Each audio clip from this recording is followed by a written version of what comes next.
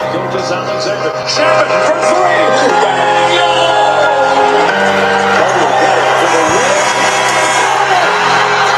He is going to the lead.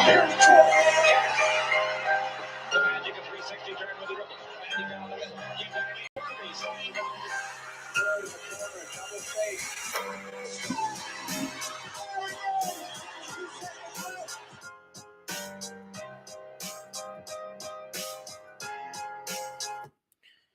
What's going on, guys? Welcome to another episode of Dime Dropper 2021-22 Postgame Recap. Before we get started, please make sure to subscribe on YouTube at Dime Dropper Podcast, Apple Podcasts, follow us on Spotify, and of course, to follow us on all social media platforms at Twitter, Instagram, and Facebook, and TikTok at Dime Dropper Pod.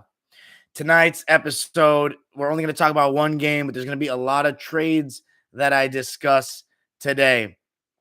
Huge day today in the NBA. The trade deadline occurred today. It closed. The window is over, and the trades were made. Only additions that will be made now will be from the buyout market.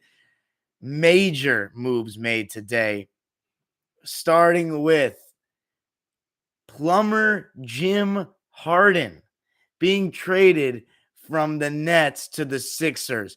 It feels like just yesterday we were talking about James Harden forcing his way out of Houston, not being happy with the fact that Mike D'Antoni was fired. He wanted Ty Lue to be hired. They got Steven Silas, a rookie head coach. I'm not sure who asked out first. I think Westbrook asked out first.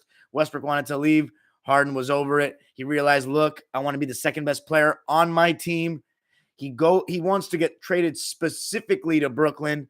He was unprofessional, not showing up to practices in the beginning of the season while the Rockets still wanted him.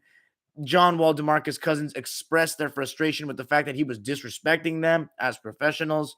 And he gets traded to Brooklyn, a team that, quite frankly, had no assets to give the Rockets. They probably could have had Jared Allen. They didn't want that. I think they got some picks out of it. But that being said, the Rockets are going to be in the gutter for a while because they gave away their franchise player for virtually nothing just to appease him. And now he leaves a year later. It's so funny because I said I wanted this team to crash and burn.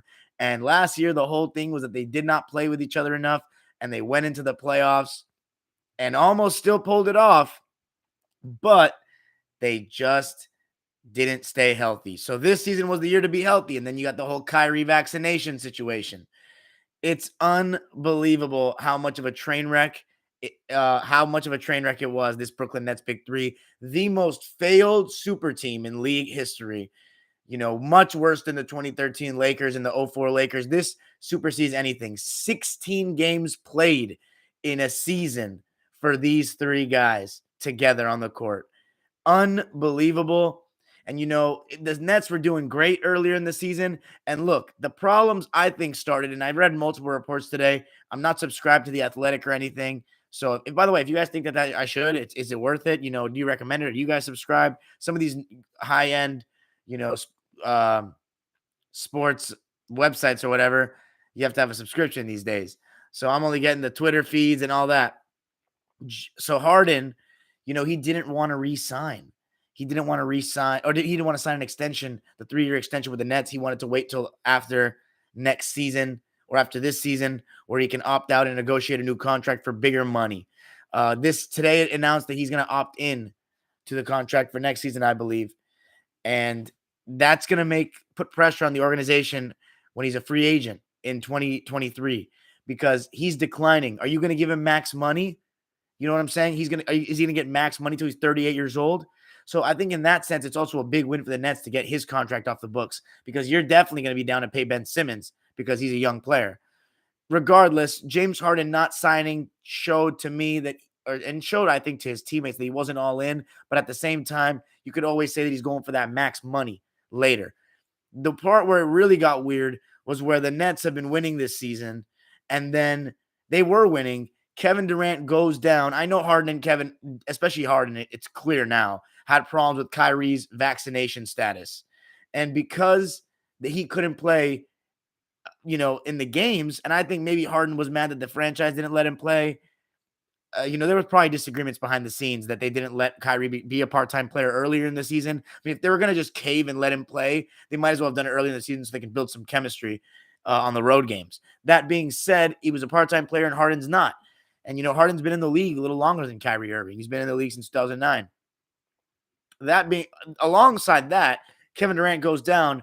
Kyrie Irving's playing part-time. And now James Harden feels like he's in Houston again in 2019 when Chris Paul was hurt. And he's not in the place to carry a type of team like that. And you could see his body language. You could see the lack of effort on defense these last couple of games. He's been getting sat out recently. You can clearly tell shit had hit the fan. And the fact that he's been asking out already, he's not even willing to give the big three. The mandate could get lifted. If the mandate's lifted, that means Kyrie Irving's going to be clear. And then that big three would have gotten to play in the playoffs. So for Harden to walk out on his best chance to win a ring, his opportunity to be a champion, I'm not saying that he doesn't have an opportunity to be a champion now. I'm going to get into that side of things. But it's unbelievable the way he quit on 2 franchises like that and forced his way out. It's such diva stuff. He clearly didn't like having to defer in the offense and be potentially a third option in terms of scoring the ball when, it's just with 3 guys that are all alpha males like that and like to score the ball and like to have the ball. It's not like the Warriors. It's not a seamless fit. We never thought it was seamless. And even though they were 13-3 together, that was a lot of those were regular season games. Yes, they played the 5 games against the Celtics in the playoffs and they looked good. But that Celtics team had no chance. It was a championship robustment thing for the Brooklyn Nets, and they busted big time. And James Harden, this to me is definitely a black mark on his resume. The fact that he didn't get this to work out, he forced his way there, and now he's the first one to skedaddle. Disgraceful. Like, it's insane to me. You knew what you signed up for. Yeah, you didn't know that Kyrie Irving was going to miss games with this vaccine thing, but look, you knew who Kyrie Irving was. And I guess, yeah, you're not down to, you don't want to risk your chance of a championship. I get it. Maybe that's really what tipped him over the edge. We probably won't know till years down the line, but it's still weak sauce. You walked out on Kevin Durant, point blank. And let's talk about the Sixers side of things, right? Ben Simmons hasn't been playing. So the fact that they just gave up Seth Curry and Ben Simmons, and I believe that they also gave up 2 first-round picks. So Andre Drummond, so it's Ben Simmons, Seth Curry, Andre Drummond, and 2 first-round picks going to Brooklyn for James Harden and Paul Millsap.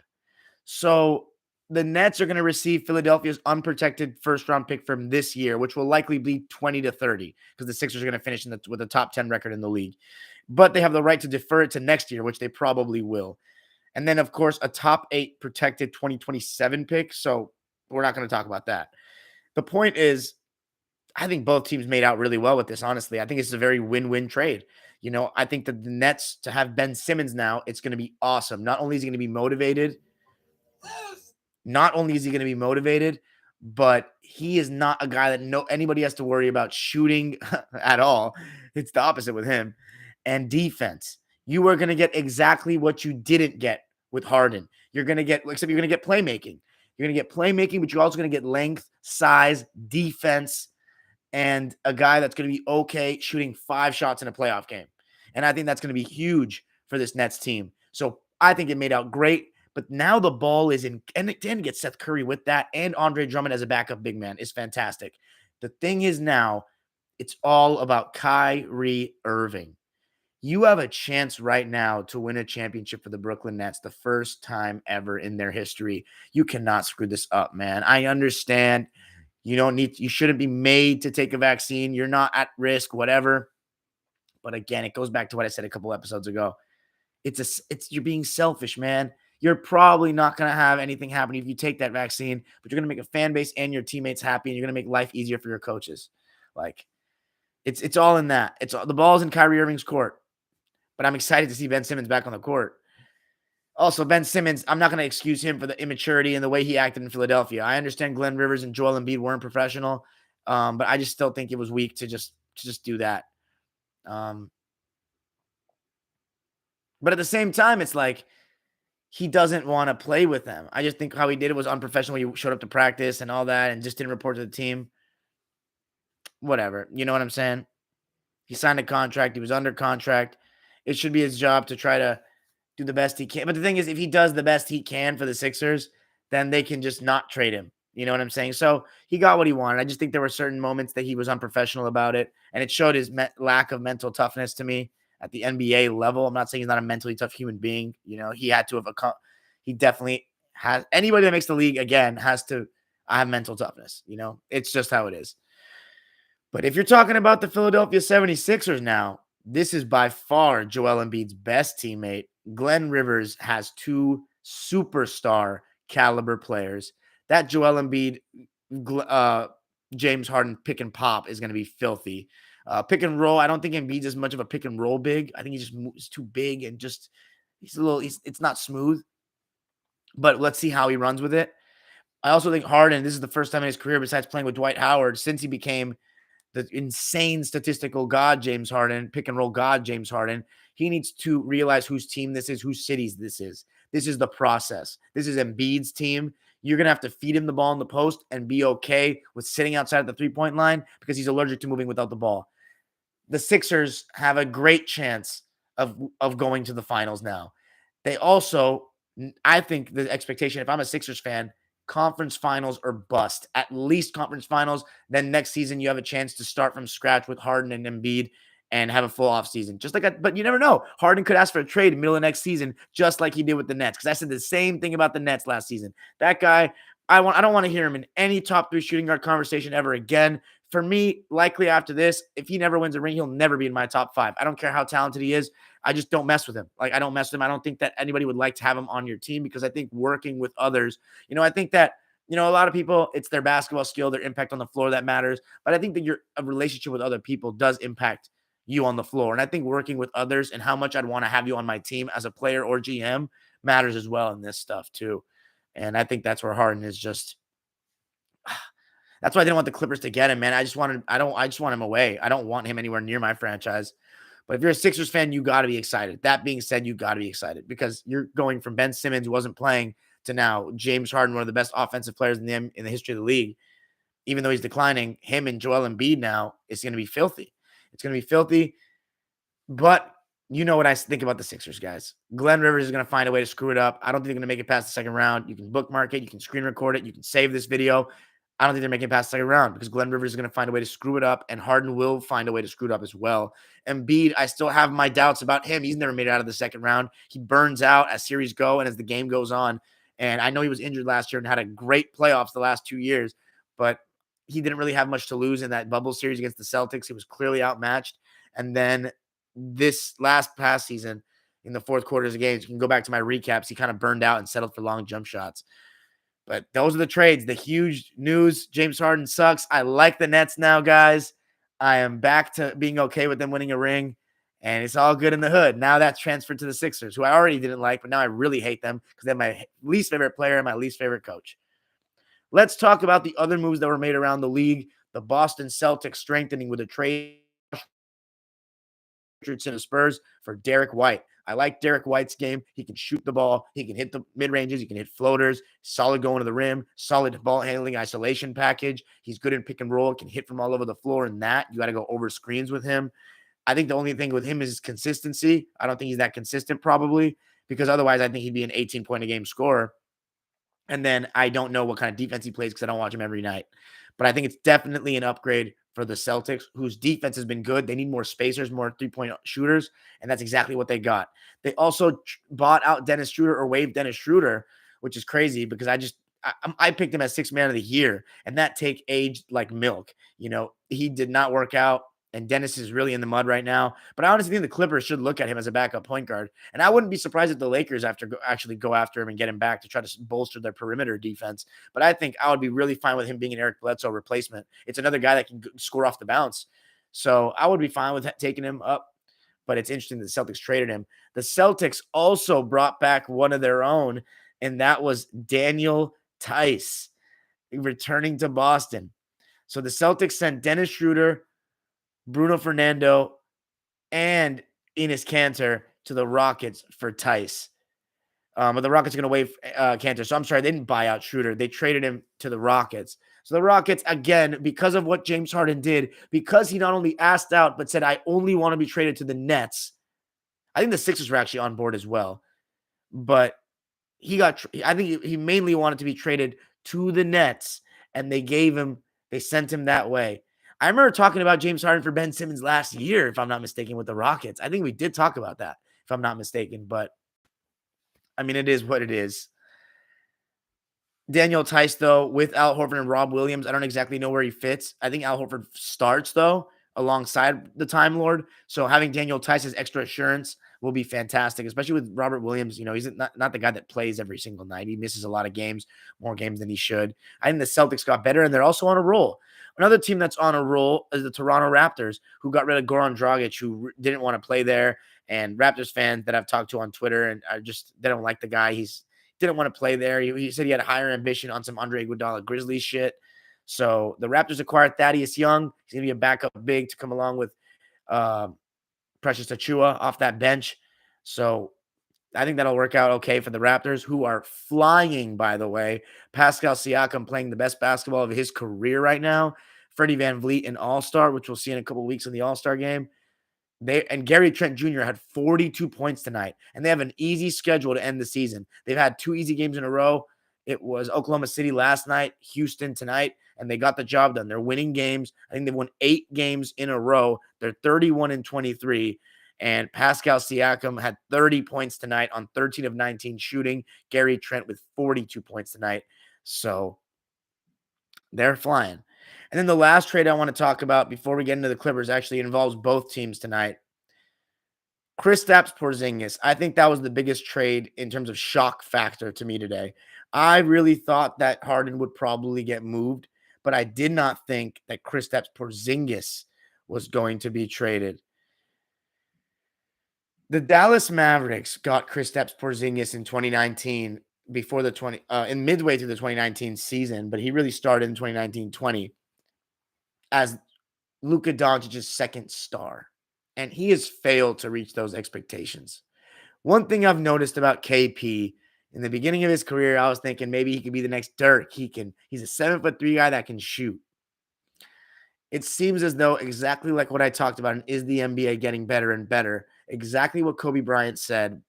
He said, you got all these 7-footers or big man that can do all this fancy crap, but they don't know how to post. And Kristaps Porzingis is example prime A of that.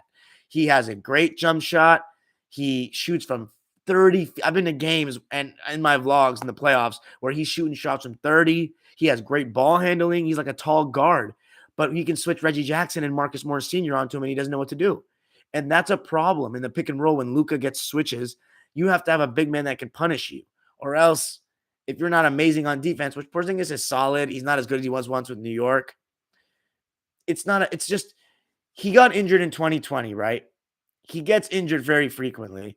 He's missed like 20 games this season, and he's just not the second star. He's not. I was thinking that they should keep him and get a second star and he'd go back to the third star, but his contract just isn't very good. I think that the problem is that the Mavs, they traded him today to the Washington Wizards, who it looks like they're going yard sale. They also traded Montrader to the Charlotte Hornets. By the way, that man's been on 4 teams in 3 years now.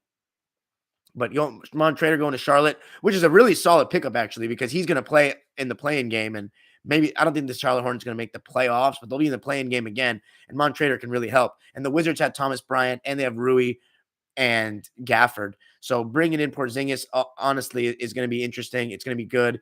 Do I think it'll do anything for them this season? No. They're going to finish right at 11th or 12th, the Wizards, especially with Beal out for the rest of the year. But it's interesting, next season, are they going to have Beal and Porzingis?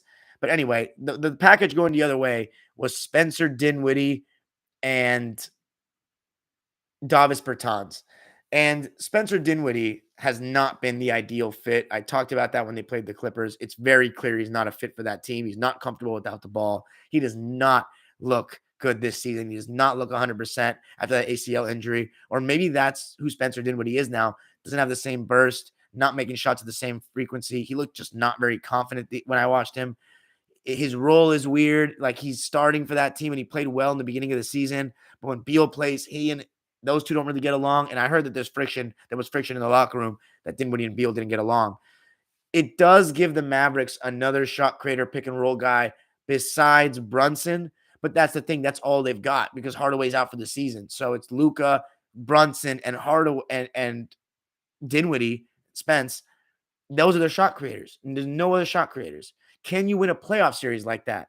It's going to give them a great chance in the offseason. Now they have Porzingis' contract on to make a move to get Luka a second star. Maybe you see Bradley Beal coming that way.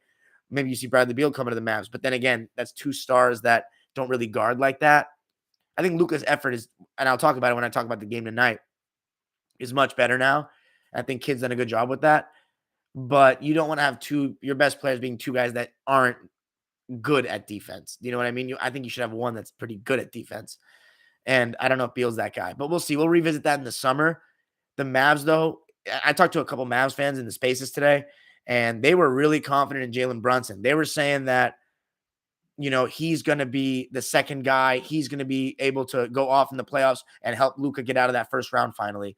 And we'll see. We'll see. I think they probably should have gotten a bigger return than what they got. But it is what it is. The Kristaps Porzingis era in Dallas is over after 2.5 seasons. He did not accomplish what he needed to. He's just another example of a big man who can't take advantage of mismatches. For the Clippers, before we get into the game tonight, Serge Ibaka, fan favorite. It's tough to see Serge go. I don't have too much emotional attachment towards him. He was only with us for a year and a half. He was our marquee signing of the 2020 offseason after we got smacked in the bubble because we had to replace Montrezl with a big man, a backup big that can protect the rim and stretch the floor, which is what we got in Serge. He started out really solid last season, and then he got injured and, hurt his back and was out the whole season. We didn't get him in the playoffs. We got him back this season. He has not really looked 100%. He's not been great, but he has still had some good games. And I kept saying I didn't want to trade Serge because I like that he's the only pick and pop big that we have. But, it looks like we're not going to have Kawhi and Paul for the rest of the season. It's tough because Isaiah Hartenstein has actually been better than Serge this year. And so we offloaded him. And we have $9 million in trade exemption now. What do we get for him? Rodney Hood and Semi Ojeleye. I think they'll both be either waived or bought out. I actually like Rodney Hood, but I just don't think we need him. He wasn't really playing for Milwaukee. I don't think he's going to be playing for us. So it's tough to see Serge go. I think he's going to be fantastic for the Bucks, especially if Brook Lopez doesn't come back. He's going to be a backup for Bobby Portis, and I think they could use him in the playoffs. But it is tough to see Serge go because it never really panned out. We never really got to see him in the playoffs, but we move. I'm not tripping. We got Norman Powell. By the way, shout out to my boy Kioi102 in the super chat. He said, let's go. Keep the grind dime. Get the win for the NFC West Sunday. Lambs. That's Rams to you, buddy. But thanks, my boy. So let's, without further ado, 23 minutes in, get into the one and only game we're talking about tonight. The playoff rematch of the first round last season and the last 2 seasons, the Clippers and the Mavs. A pseudo rivalry in the NBA. They're definitely, the teams don't love each other, but I don't think it's a real rivalry because we're 2-0 against the Mavs in the playoffs, son. Tonight, though, we made an adjustment. Norman Powell in the starting lineup with Reggie Jackson, Nico, and Senior, Brewmaster to the bench.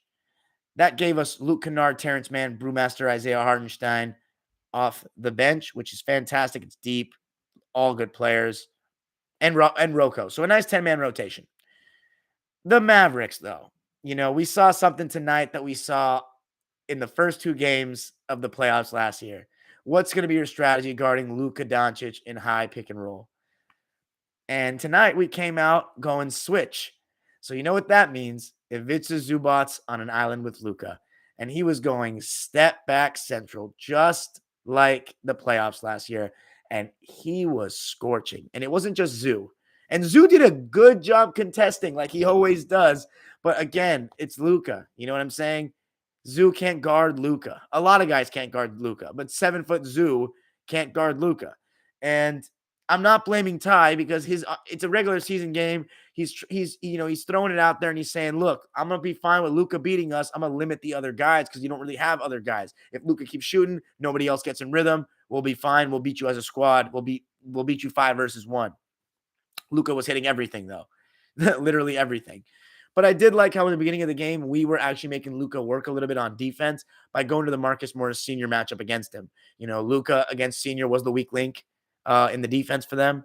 With Reggie guarding Brunson, he cancels him out. I think he can get over screens and do fine. And Maxi Kleber is a really solid defender. But it was Senior that scored 8 points in the first quarter on Luka. And he was getting booed by the Mavs fans for obvious reasons. That incident in the bubble where he not only instigated with Porzingis, he stepped on Luka. Mavs fans, whether it was accidental or purposeful, we're never going to know. I'm not going to sit here and act like the Morris twins are clean, squeaky clean players. They definitely are old school, will hit you, and sometimes they may even try to hurt you sometimes. But I back Marcus Morris Sr. You know what I'm saying? You're on our squad. I'd ride or die with you when you give us a good season. And Senior did last season, and he came up big in the playoffs and was part of the curse breaker team. So I'll always have his back, regardless. But they were booing him, right? And Luka was torching our ass. He was torching our ass in the first quarter. And we were staying in it, though, for the most part. I thought that we were getting good shots, as I said, going to Marcus Morris Sr., Nico Batum in a couple threes. And I thought that when Terrence Mann came in the game, I thought he had fantastic energy all night long. I thought he was our best player, in my opinion, tonight. He came out and shot a little fall away and missed, but he shot a three without hesitation on a pass from Terrence Mann in the first quarter. And then he got the ball and went all the way to the rim.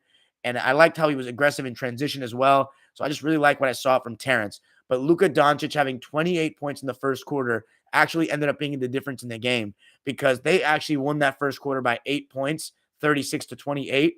But the rest of the game, we only lost the second quarter by 1 point. We won the third quarter by 1 point. So between second quarter and third, we tied. And then we won the fourth quarter by a point.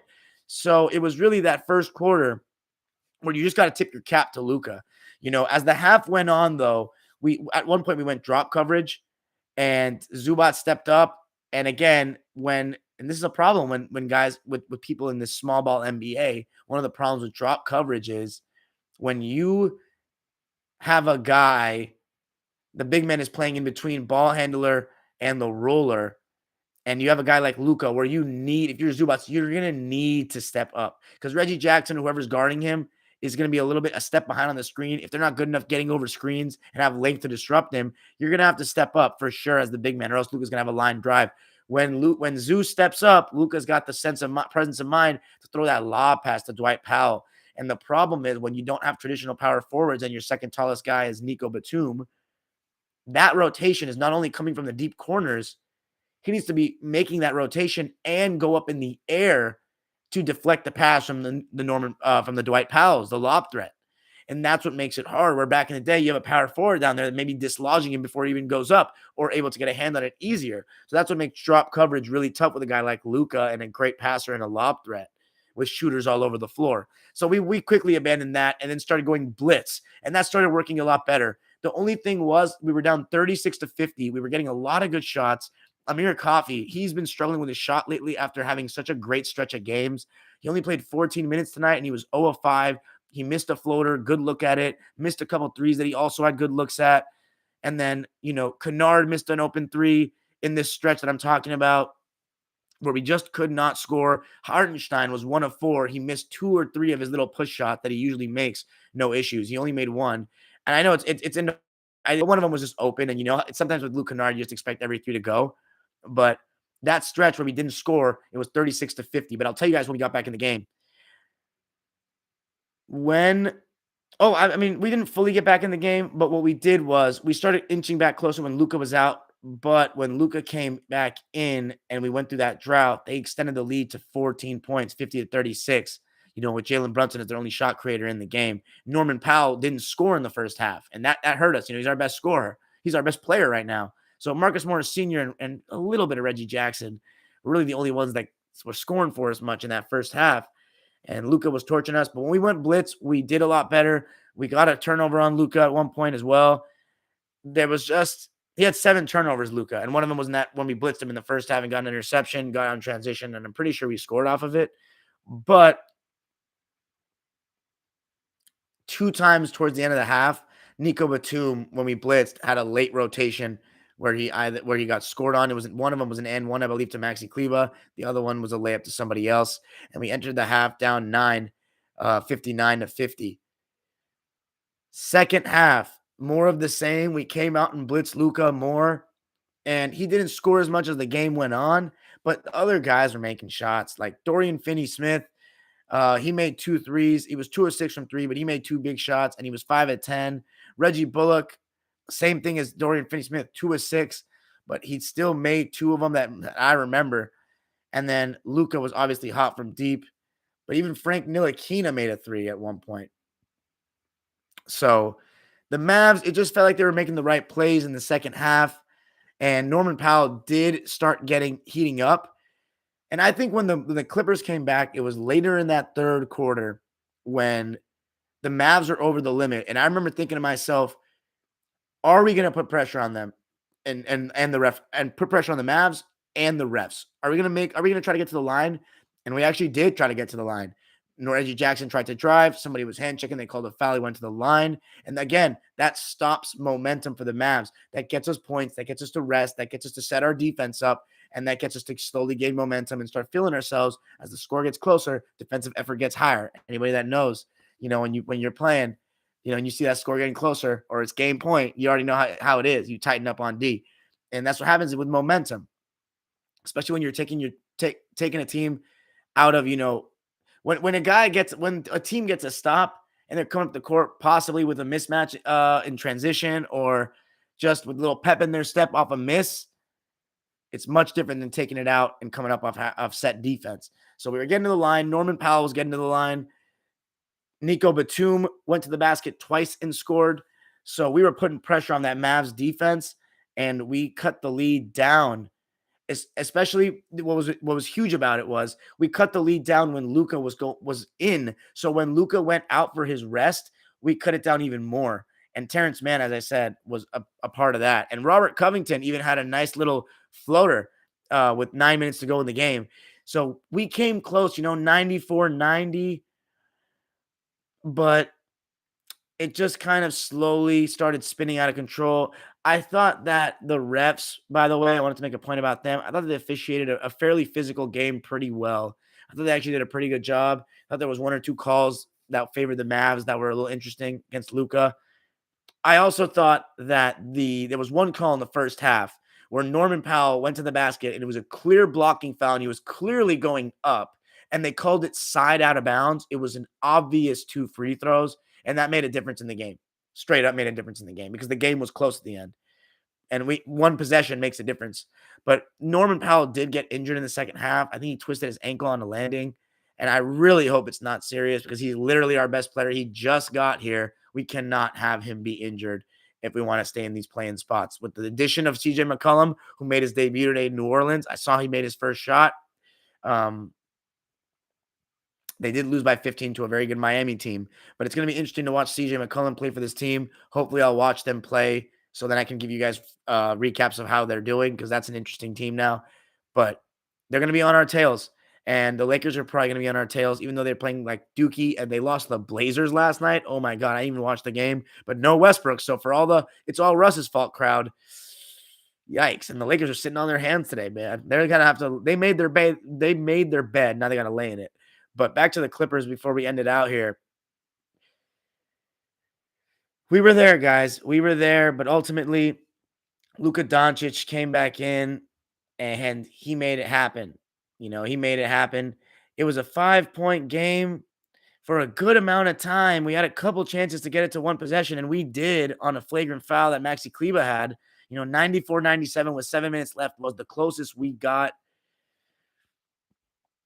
But, Reggie Bullock making the 3 to put him up by 8, 102-94 on the Luka pass was big. We called a timeout after that, and we just couldn't really stop Luka. Luka kept getting to the foul line, and that's when, I was saying it was hard to guard him without fouling, but credit to Luka. He got to the line, and we just couldn't really come back. Marcus Morris Sr. hit a 3 late with 1:15 to make it a 5-point game. And Reggie Jackson missed a little push shot. He had a good second half, Reggie, but he missed a little push shot late in the game, a shot that he always makes, like basically a layup right around the basket. And that was it. We lost. We fouled Jalen Brunson, and that was it. So Clippers lose. We're going to play against these guys again next game. 105-112 is the final from the American Airlines Center. The Mavericks move on to 33-23. Clippers to 27-30. Luka Doncic had a career high tonight. Oh, man. 51 points on 17 for 26 shooting, 7 of 14 from deep, which is insane. 10 of 14 from the line. And nobody on the team even had more than 11 points for the Mavs. So look, if Luka's going to shoot like that next game, okay, fair play to you. You shake his hand and walk away. But I don't think he will. I don't think he's going to shoot like that next game. I think he'll still be great. He'll still get his 30. Hopefully, we just win that one. And I hope Norman Powell's okay. By the way, I want to talk about the Mavs just a tad before we end it out. By the way, let me read the lines of the Clippers before I finish off with the Mavs. Nico Batum, I thought it was a solid game for him offensively. It was good to see him hit shots again. Needs to be a little bit sharper on defense, though, like we were used to seeing. 10 points for him tonight on 4 of 5 shooting and 2 of 3 from deep. Senior, a solid night, but he needs to rebound. That's one thing that killed us. I'm happy it reminded me. When we went to our small lineup in the second half, so part of the reason we made that comeback when we were getting fouls was because we went to a more switchable lineup with guys like Coffee, Terrence, Senior, Nico, Rocco, that type of lineup. And we held our own, but we got beaten up on the glass. We had 4 offensive rebounds to their 8, and Maxi Kleba, he had 5 of them. So, and a lot of times it was Marcus Morris Sr. that needed to rebound over him. So for Marcus Morris Sr. to have 0 rebounds and him being our second, third tallest guy is not good enough. We got beaten up on that offensive glass a couple times where we could have just gotten the ball back and, again, kept the momentum flowing in our direction. And that kind of killed us with that small ball unit that we went to. But the small ball unit did help us get back in the game. So you got to pick your poison with Luka, when you don't have to switch everything personnel. And we had certain lineups that were switch everything personnel. But as I said, they give up that, especially when we don't have Kawhi and Paul, who did such a great job rebounding in small ball lineups in the playoffs last year. But the one thing I did notice about Luka and the Mavs approach was they started out more possessions with Luka off the ball with Brunson. Luka's still not really cutting and moving inside the arc, creative movement inside the arc. But outside the arc, he's at least starting out on the wing, coming off little curls or little flares to get him a little running head start a little bit in some space. And a couple of times today, he came off even dribble handoffs and got a lob to Dwight Powell. And different looks like that are going to be better. I always talked about Luka off the ball. That's not exactly what I'm talking about. I was talking more, comparing him to other players. But I think Luka's best comparison is literally a European, non-athletic LeBron James. He makes very similar types of reads. He sees the game in the same kind of way. He's not the biggest mid-range fan. He's more 3 or all the way kind of guy. He's much more comfortable when he's going to his left when it comes to jump shooting and that step back because he brings the ball up kind of from the left side of his body. And going right, he'll almost never shoot stopping on a dime going right. He wants to go straight into you and use that shoulder. So that reminds me a lot of LeBron in many ways. But more so than Larry Bird, for sure. And by the way, Luka's post game, we saw him in the post last year. I think he has really solid post game now. He improved it after the first year where he didn't really have it as much, or the second year, I'm sorry, only in glimpses. But last year we saw a lot more of it in the playoffs, taking advantage of our smaller defenders. And that was great. A lot of it was body, and he's starting to get those turnarounds over both shoulders. And he's really good at feeling out the defender and knowing when to spin, which he got somebody on today. I think it was Norman Powell. He got on that spin, and he got an N1, and that was nice. As a fan of post moves and counters, that was nice. I had appreciation for that. So Luka, he's just very skilled. He sees the game in slow-mo. You know what I'm saying? The best players see the game slower than everybody else, and he just counters everything at such a young age, younger than me.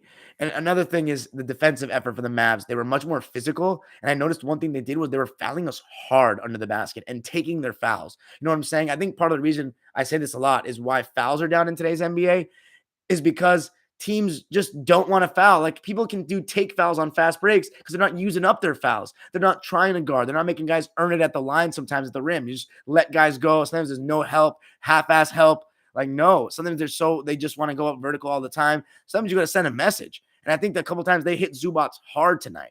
And I thought that was a different approach. And that's actually, I think, more old school. I think that early 2000s East Jason Kidd. So Jason Kidd's doing a great job. If he gets them out of the first round without Porzingis, with a team that's less gaudy on paper in terms of names, more power to him. I don't think they will, depending on the matchup. I think, though, they could beat the Jazz. I still have my concerns about the Jazz and their three-point shooting chuck fest ways. and Luka being the best player in that series. But the Grizzlies, I don't think the Mavs can beat the Grizzlies, but they do have more playoff experience. So we'll see. That's it for me tonight, guys, though. Thanks so much for joining me. Super chats are turned on if you want to drop $1 or a dime. Now we're going to go to the live subscribers waiting oh so patiently in the chat. A very solid number tonight, 18 of you. Thanks for joining me. Good night. Go Clippers. We'll be back next game. And by the way, make sure to check out my latest video, collaboration with my boy Fabian. What went wrong with the Melo era Knicks, parts 1 and 2. Part 3 coming soon. Super Bowl. We are 3 days away, Los Angeles. 3 days. I'm going to the Super Bowl experience on Saturday. Going to have a video for you there. Hopefully going to interview some Bengals fans and some Rams fans and just take it all in, guys. It's a special time to be a Los Angeles sports fan. It's a special time to be a Rams fan. And Angelino, I've been having visions about the celebrations on Sunday, visions about the parade. Oh, my God. We just can't lose. We just cannot lose. I'm going to be so down bad if we lose. We need this so bad. Thanks for joining me and good night. Woo! Oh, what's up, y'all? Man, my nose which is itching, man. Jesus. Ooh.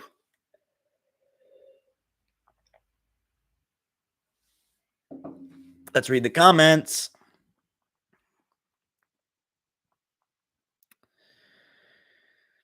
Scipio says Mavericks did Luka dirty. I don't think Luka cares that much that Porzingis is gone, quite frankly. Kevin Durant says Nets definitely won the trade. We going to win the championship. Easy, scary hours coming. Oh, man. Showtime Nick says, I predicted the Nets super team to fall back then. I can't say I predicted the Kyrie vaccination saga, but I can say I had a feeling some kind of internal drama would happen, and I was right. Scipio says, man, Ben Simmons showing up to Philly at March 10th is going to be hilarious. Yeah, it's going to be amazing. VR Boomer says Harden's a diva. Showtime Nick says, I'm so glad the Lakers no longer hold a title for biggest failure of a super team. The 04 Lakers, hey, at least they made the finals, and true, they didn't finish the job, so they did fail. But you're right, they made the finals. That's more than this team ever did.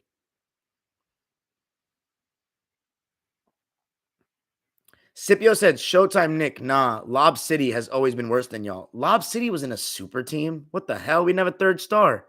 That's one of the biggest reasons we never won. If we had a third star, it would have been huge. And please don't say DeAndre Jordan. I beg you. Electro Texas Lob City should have won 2 titles. No, we shouldn't have. Why do you guys think Lob City was so good? The best player is Chris Paul. You're not going to win a championship when your best player is Chris Paul. I'm going to take that to my grave. You're not going to win. You need to have a better scorer than him that's more reliable in the playoffs. He's too small. He's a 6-foot point guard. How many 6-foot point guards have been the consensus best player on a championship team? Isaiah Thomas and Stephen Curry and Clyde Frazier. And Clyde Frazier's not 6 feet. He's 6'3", and he also had that Knicks team wins by committee. They were a little bit different too, but he was the best player.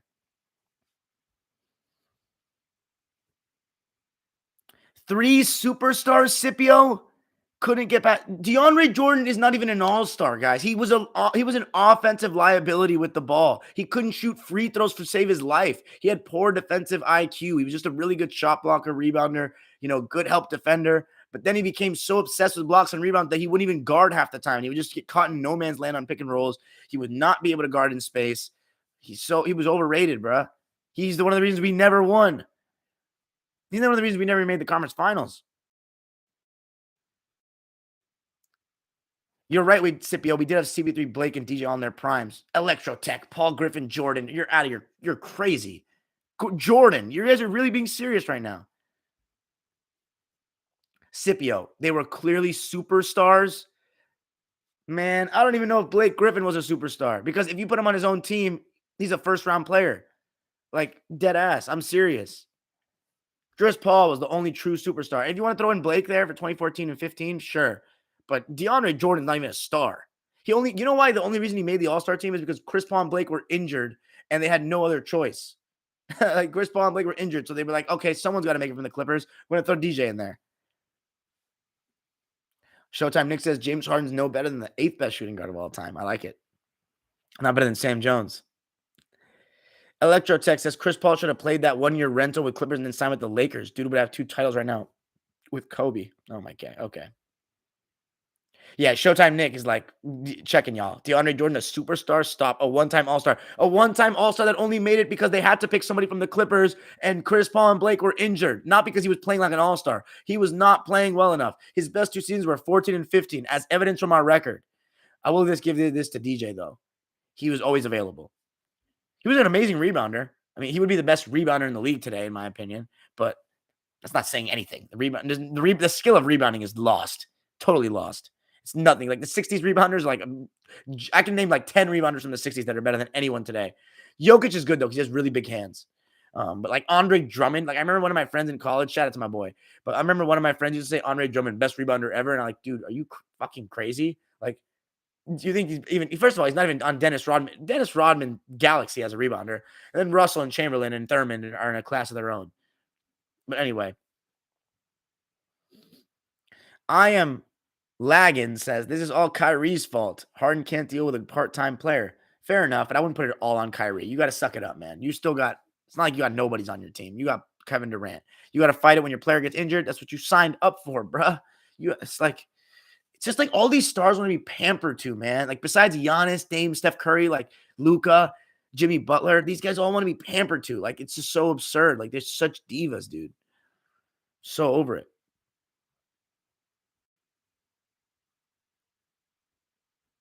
Scipio says if Kyrie gets the jab, Harden would have stayed for sure. Probably, right? I'd assume so because none of this would have happened. Someone's like, he didn't like the lifestyle in Brooklyn. Like, dude, you asked to go there. Don't give me that shit. I'm not believing that for 5 seconds. Whether you liked it or not. I was like, what?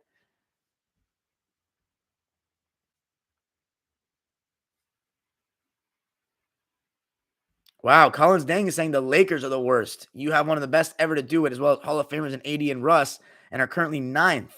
They're the worst super team. I think the Nets are worse because they're in their primes, bro.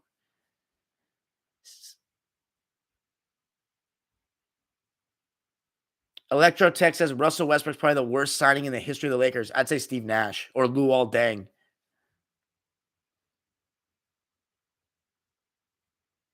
Yo, Collins Dang, I saw that thing about Rob Pelinka at Disneyland, but it wasn't today. Somebody was baiting. They admitted that it was troll. They deleted the tweet. It was from someone. It was another day.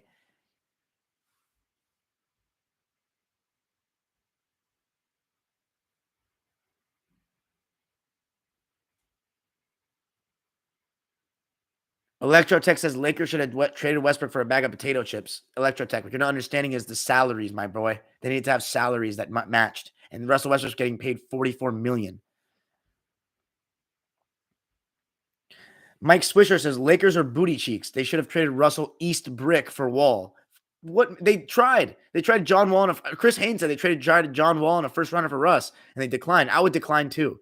Yeah, it's just not the move, man. John Wall, he's worse than Russ right now.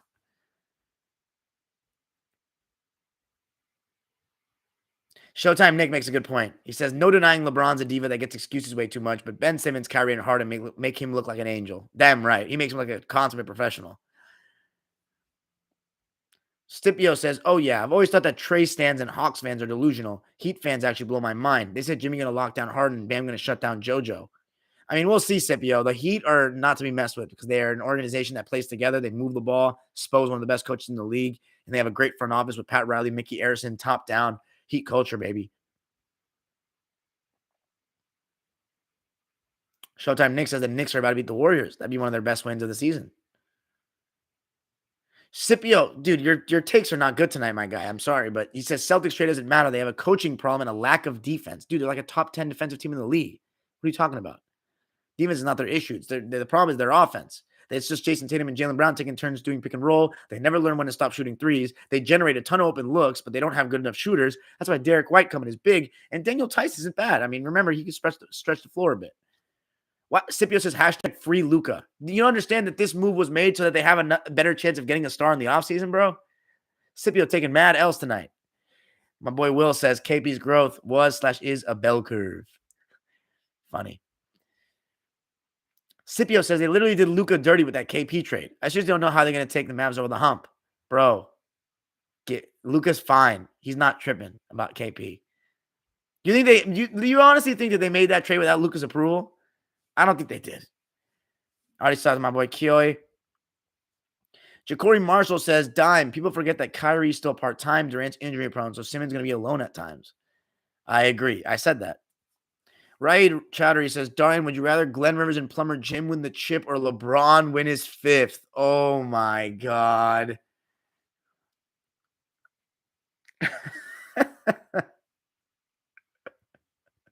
That's a good question.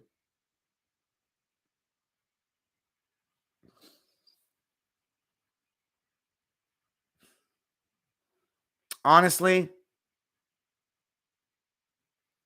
wow. See, on one hand, I don't know or care for Sixers fans, so like that part won't be annoying. People are just gonna be like, "Oh, how you feel? Glenn Rivers won. Glenn." I just would not hate. I just would hate that Harden and Rivers would win. But then if Lakers win, I'm gonna have to hear it in LeBron's cult. So there's nothing worse than LeBron's cult to me. Like they're so bad, and it's the Lakers. All right, I'll give you this: if LeBron went to Cleveland and win his fifth, right? I don't know. I'd honestly say the Sixers. Fuck it. But thank God I don't have to choose between those two, and I don't think either of them are going to win. I'd honestly rather see Glenn Rivers win a championship if I had to choose. LeBron with the Lakers, it's just disgusting. I can't stand it. I just hate LeBron's fans. Like, I don't want him to win anymore. I'm done with it. 4 rings is cool. If he ends with 4, it'd be hilarious. But I think he's going to win 5. I said LeBron's going to end with 5 rings. That's my prediction. Same as Kobe and Magic. But shit, I hate the Sixers. Right is right. It's always personal for Luka when he plays the Clippers. Amir Ahmad says, my Clippers looking forward to next year. It sucks we're not getting PG and Kawhi this year. I'm not worried about no Luka once Kawhi and PG on the court. Scipio says, to be honest, I don't think anybody can beat the Suns this year unless they choke majorly. The entire team is balling like no tomorrow. Facts. I think I was talking to my friends tonight. I think Ayton, when he's playing like he did tonight, like they beat the Bucks handily tonight, and the Bucks have been playing great basketball. So 131-107. They wanted to make a point tonight, and the Suns are so determined. I think the Bucks are really determined, but the Suns, they may be the most determined team in the league to get this championship. They came back so strong and hungry after last season. It clearly stung. You know, we've never seen Chris Paul have a finals defeat, how he comes back. And Devin Booker, I remember he said, I've never felt this hurt before in the press conference. And you can clearly tell what's going on right now. They held Giannis to 5 of 14 tonight. And again, that three-point shot we talked about the other night, 0 of 3 for Giannis tonight, and only a little bit above 50% from the line, 8 of 14. And Ayton dominated 27-7 on 12 of 14 shooting. It's all about Ayton. I said this last year in the playoffs. He's the guy that's going to give them the championship. If he dominates, if Chris Paul trusts him, they utilize him not just in the first quarter, but in the fourth quarter when teams switch everything and make them go one-on-one, he needs to dominate. And if he does, the Suns are going to be NBA champions for the first time in NBA history. Especially with JaVale McGee off the bench, you know, for backup that they didn't have last year. And Chris Paul, 17 points, 7 rebounds, and 19 assists. Chris Paul is leading the league in assists in year 17 at age 36. But because he's not LeBron, we don't spam that narrative that he may be the best point guard in the history of the game, 17. Either him or Stockton. You know, we'll cross the Stockton bridge when we get there. And then Devin Booker tonight, 27 points, 7 rebounds. I'm sorry, no, he only had 17. He didn't shoot well tonight. So it's games like that to prevent Devin Booker from being a like.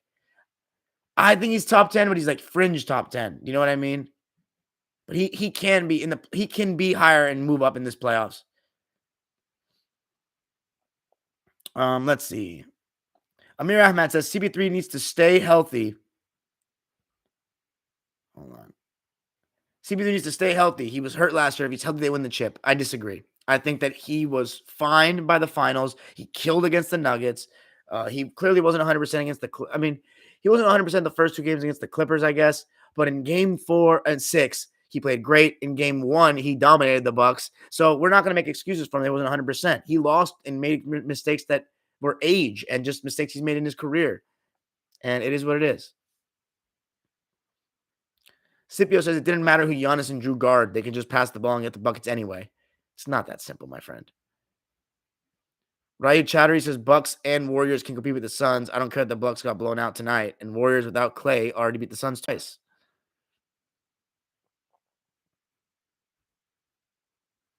Ryan Chattery says Dario was Luka at age 21, better than Kobe and LeBron at age 21. So Luka at age 21 is right now. So no, isn't Luka 22? Luka's 22 right now. So let's say he's 22 right now. No, LeBron at 07 was better. He was just too much of a train. And I think he was a better defender as well. But it's not as far as you might think. It's really not as far. Luka's better offensively to me for sure because his jump shot is way better. I like his bag. Kobe, I didn't watch 21-year-old Kobe, so I have to watch the film. Scipio says, I mean, do you expect Draymond to drop 30 if Stephen Clay is cold? No, they play by committee. They win by committee. Yeah, see, Raid said it. I can count on Wiggins and Poole to give me 18 a game.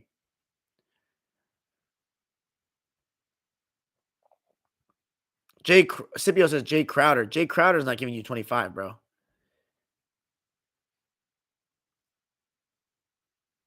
Kyle Dominic Yu says, man, Warriors fans ain't feeling good today.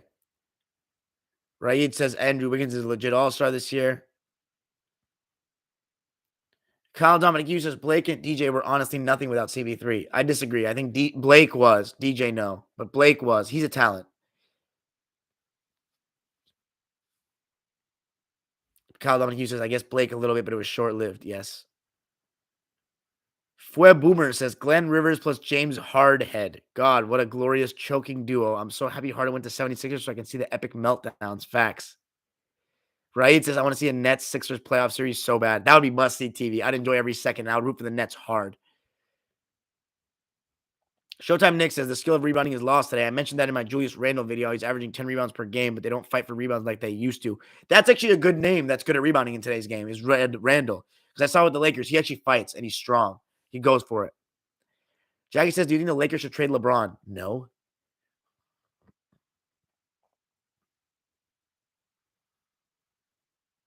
Fue Boomer says, Harden was trying to go to 76ers last year before the Nets trade happened, so I doubt Kyrie vaccine would have ensured James stayed. James is a quitter, straight up. Wright said, my apology if you addressed this, Darian, already, but I showed up to the live late. Any thoughts on Pat Bev's tweet on Russ? I thought it was hilarious. Hilarious. And it's funny because every Laker fan would take Pat Bev over Russ right now. That's the hilarious part. Even though he's not a better player. Sun Legend said, we still paying Luol Deng $5 million this year. Facts. Right, Chowdhury said Luol Deng would be the third best player on the team right now. Which Luol Deng? We talking prime Bulls Luol Deng? Sun Legend says, Dime, if Kawhi and Paul George come back, you honestly think they can compete for the title? I think the roster is legit. Not unless they come back within the next 5 games. I don't think they're competing for the title this year, bro. Ooh, let's see what Showtime Nick said about the shooting guards. He said, MJ, Kobe Bryant, Dwayne Wade, and Clyde Drexler are easily my top 4. Then in any order, Joe Dumars, Sam Jones, and Allen Iverson. I like that. So let me throw some names out there for you. And actually, no, right now the best shooting guard in my watching basketball is Sam Jones in the 60s. So nobody besides Sam Jones I'd say better than Harden. There's Tracy McGrady, but Harden definitely accomplished more. I like McGrady's game better, but Harden did accomplish more. Different eras, though, so you can always make the case for McGrady, but I think Harden's playmaking. That's the thing about Harden's playmaking. He's better pass than Iverson and T-Mac, but Iverson's dog, like Harden doesn't have that dog like Iverson. Harden's a dog when it comes to scoring mass points, but when it comes to fighting and playing against physicality and not just cheating the game and sticking through, like Iverson's stuck in Philadelphia, man. He's stuck there. He had a problem sacrificing too, though. But yeah, Joe Dumars is a good name. Kyle Dominic Yu says, in fairness, the Brooklyn collapse is just a series of unfortunate events. Nobody could have predicted the virus and Kyrie being an anti-vaxxer. It is a series of unfortunate events, but it's like, dude, you still were in it. If you guys failed this year, then I get it, leave. But like, I don't know. It's just quitting. Sorry, guys, still a little bit sick.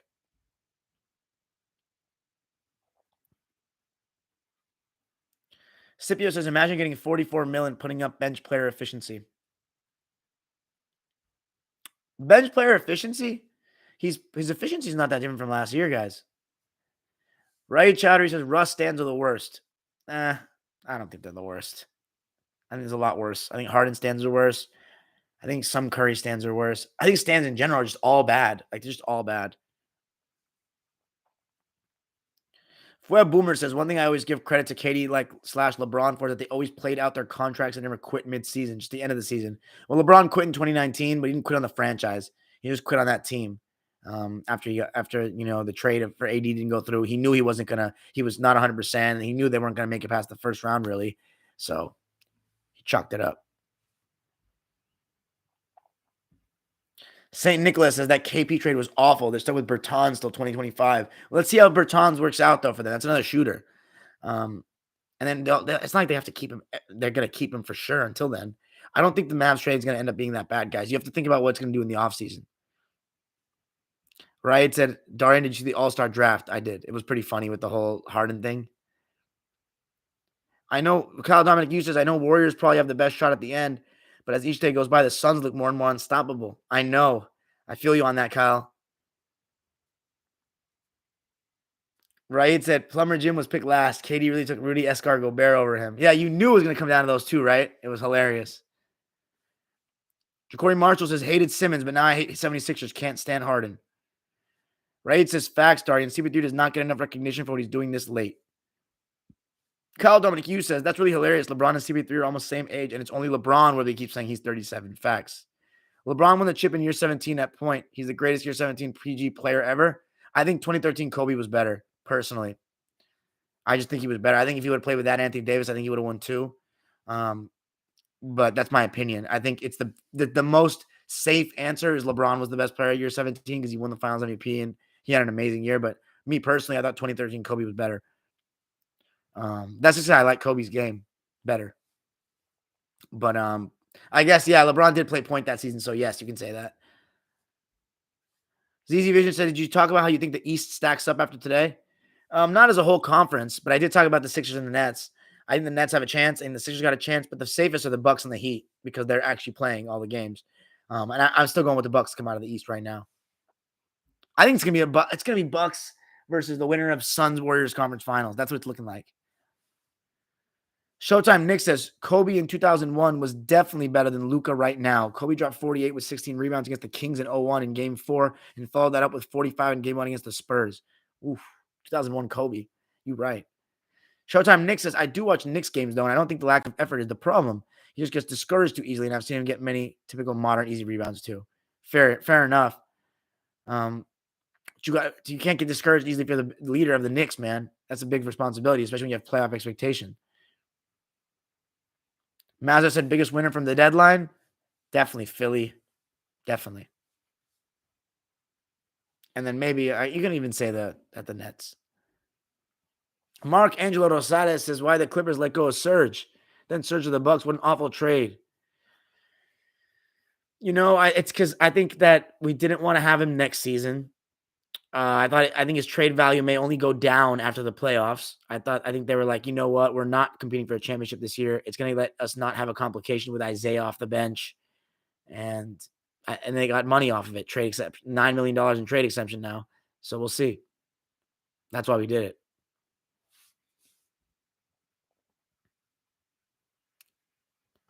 Showtime Nick says bingo about Iverson versus Harden. Iverson got mauled at the rim and also went balls to the wall for loose balls. Can't say the same about Harden.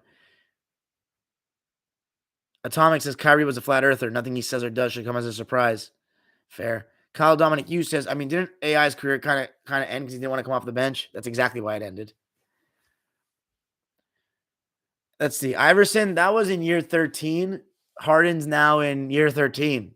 It's crazy, though, how, the surgeries, though, it's just so different. Harden came off a major injury now, and, he's still okay. He's still solid. It's also the league that he played in. It's not as physical. So, And Iverson played every game. You know what I'm saying? Actually, no, Harden's pretty good about playing every game. I'll say that. But still, he's been rested last season, here and there. You know what I'm saying? It's not the same as Iverson playing 82 games all the time. But Harden does play like that, though, so I can't really hold it against him. He actually just has great longevity, but it's definitely, again, this era, it's always going to help the longevity. Showtime Nick says, and you can look at Iverson's efficiency all you want. He had to chuck when he had no co-star in Philly. His efficiency was noticeably better in Denver playing alongside Melo and after the rule changes. Darian, have you ever met any good player stands? Very rare. Very rare. Kyle Dominic Hughes says, sometimes as a Warrior fan, I feel like we can beat the Suns, but then there's days where I say, can we even beat them? They might be in a league of their own. Luka says, do you think the Lakers will waste LeBron's last years? No. He's gotten everything he's wanted. So there's no waste. Web Boomer says the only thing I don't like about Suns is CP3. He has too many slip-ups / nervous meltdowns when the brightest lights are on. I don't believe Suns are going to win the chip as him being number one. Booker's number one. Right, Chaudhary. LeBron wasting his own years. He should have let Rob do his job and get Buddy Hield and keep KCP and Caruso, but LeBron and AD wanted Russ. Facts, right? Way to spit for me. Raptors Nation said the man himself is streaming. Y'all made me sad trading Ibaka. I feel you, Raptors Nation. I talked about the Raptors earlier for a second in the actual podcast version. Right? Said, Dorian, will you go live if the Rams win the Super Bowl? Either live. Follow me on Instagram, guys. Follow me on Instagram because I may go live on Instagram, so follow me. But I'm definitely going to post a video for sure. Your Raptors Nation, you're right. Ibaka times Kawhi times Norm didn't last long. That was just Norm and Kawhi. Kyle Dominic Hughes says, I guess we need to chill on Harden because I think it was only last year that he struggled with injuries. He was Iron Man in Houston playing almost every game. You're right. Showtime Nick says, rule changes too. Yup, Iverson's efficiency was already a career high at the time in 06. That's after rule changes. While averaging a career high 33 points. I remember that. All right, guys. Thanks for joining me tonight. 1 hour is plenty. I'll see you guys soon. I'll definitely go live before the Super Bowl. Probably tomorrow. I think the Lakers are playing. But this Super Bowl is going to be big, guys. Content coming. There's content coming. I hope it's a parade. I hope it's the celebration in LA for the first LA team to win a chip in the dime dropper era, in the non-COVID era since the LA Kings. I need it. I freaking need it. Raptors Nation, it was in between teams. I forget where. Oh, I think it was before I started talking about the Clippers Mavs when I was talking about trades. So, right, it says Lakers play Saturday. Okay, so this probably will be the last time I go live. Let me check this. I'll check the schedule for you right now. Let's see. Yeah, I'm not going live tomorrow. There's no games for me to go live for. And then I'm going to post a video on Saturday about the Fan Fest. So there won't be a live. This is going to be my last live before the Super Bowl. So I pray to God we get this. We need this, man. I'm going to be so nervous. We lost the Pats in 2019. We have to win this, man. We can't lose again. We can't. My friend's going to make so much fun of me if we do. We need this so bad. We can't lose in the Super Bowl again. We went all in. We have to win. And we're at home. We have to win. Peace out, y'all.